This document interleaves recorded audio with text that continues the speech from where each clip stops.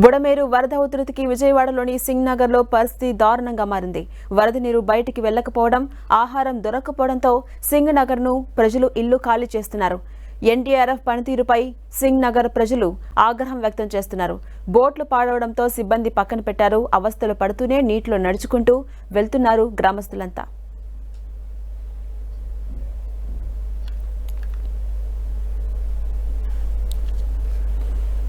విజయవాడ జలవాడగా మారింది. సరిగ్గా 20 ఏళ్ల తర్వాత బుడమేర వరద నగరాన్ని ముంచెత్తింది. ఎటు చూసినా నీటితో నిండిన బెజవాడ సముద్రాన్ని తలపిస్తోంది. విజయవాడ నగరం మధ్య నుంచి ప్రవహించే బుడమేరు ఇంతలా ఉగ్రరూపం చూపిస్తుందని ఎవరూ ఊహించలేదు. 20 ఏళ్ల తర్వాత అకస్మాత్తుగా వచ్చిన వరదతో జనం అతలాకుతలమవుతున్నారు. వాగులు వంకలు ఆక్రమణకు గురైతే ప్రకృతి కన్నెర్ర చేస్తుందని బుడమేరు నిరూపించింది. 20 ఏళ్ల క్రితం చేపట్టిన ఆపరేషన్ కొల్లేరు అర్థాంతరంగా నిలిచిపోవడంతో ఇప్పుడు మూల్యం చెల్లించుకోవాల్సిన పరిస్థితి వచ్చింది. బుడమేరు ఆక్రమణలే విజయవాడకు శాపంగా మారాయని చెబుతున్నారు. విజయవాడ నగరానికి పక్కగా ప్రవహించే కృష్ణానది కంటే నగరం మధ్యలో ప్రవహించే బుడమేరుతో దశాబ్దాలుగా ముప్పు పొంచి ఉంది. 2005లో చివరిసారి బుడమేరు బెజవాడను ముంచేసింది. 2005 సెప్టెంబర్లో వచ్చిన భారీ వర్షాలతో నగరం మొత్తం అతలాకుతలమైంది. విజయవాడ మూడంతల ముంపునకు గురైంది. వరదల కారణంగా విజయవాడలో కార్పొరేషన్ ఎన్నికలు వాయిదా పడ్డాయి. బుడమేరు ఉగ్రరూపంతో ప్రవహించడమే ఎందుకు కారణమైంది? రికార్డు స్థాయిలో ఎగువన ఖమ్మం జిల్లా నుంచి వరద ప్రవాహం రావడంతో విజయవాడను ముంచెత్తింది. ఇక ఖమ్మం జిల్లాలో పుట్టే బుడమేరు ఏటా సాధారణ సీజన్లో గరిష్టంగా 11,000 క్యూసెక్కుల ప్రవాహంతో వస్తుంది. 2005లో 70,000 క్యూసెక్కులకు చేరింది. బుడమేరు ప్రవాహాన్ని నియంత్రించడానికి వెలగలేరు వద్ద ఓ రెగ్యులేటర్ను 70వ దశకంలో నిర్మించారు. వెలగలేరు మీదుగా ఇబ్రహీంపట్నం, గొల్లపూడి, విజయవాడ రూరల్ మీదుగా నగరంలోకి ప్రవేశిస్తుంది. 2005లో వచ్చిన వరదలకు కారణాలను వివరిస్తూ సిపిఐ అనుబంధ రైతు సంఘం నాయకుడు కొల్లి నాగేశ్వరరావు పెద్ద ఎత్తున ఆందోళన చేపట్టారు. బుడమేరు ముంపునకు శాశ్వత పరిష్కారం చూపకపోతే కృష్ణా జిల్లాకు ఎప్పటికీ ముంపు పొంచి ఉందని ఆందోళనకు దిగడంతో ముఖ్యమంత్రి రాజశేఖర్ రెడ్డి స్వయంగా విజయవాడకొచ్చారు. విజయవాడలో ఉన్న పరిస్థితిని గురించి మొత్తాన్ని ఇరిగేషన్ అధికారులకు సీఎం వివరించారు. అప్పట్లో బుడమేరు ప్రవాహాన్ని కట్టడి చేయాలంటే దానిని మళ్లించడం ఒక్కటే మార్గమని భావించారు.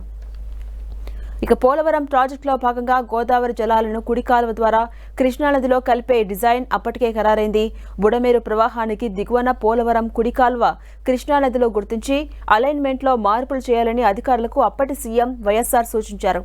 విజయవాడ ముంపు సమస్యకు శాశ్వతమైన పరిష్కారం చూపేందుకు బుడమేరు మలుపులు సరిచేసి నీటి ప్రవాహం నేరుగా కొల్లేరుకు చేరేలా చూస్తామని, వరదలో నీటి ప్రవాహం వెనక్కి రాకుండా చర్యలు తీసుకుంటామని హామీ ఇచ్చారు.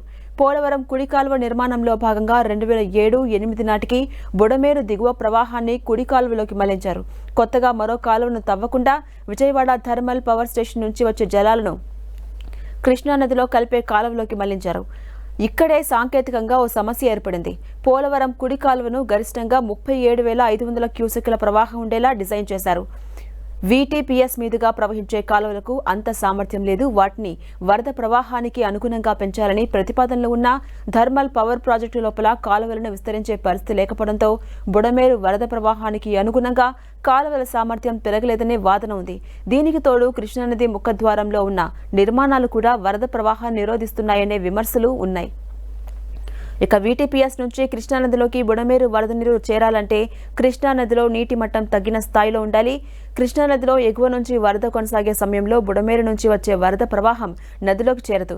అదే సమయంలో పోలవరం కుడి కాలువ నుంచి నీటి విడుదల కొనసాగితే వరద ప్రవాహం దిగువన విజయవాడ వైపే వెళ్లాల్సి ఉంటుంది.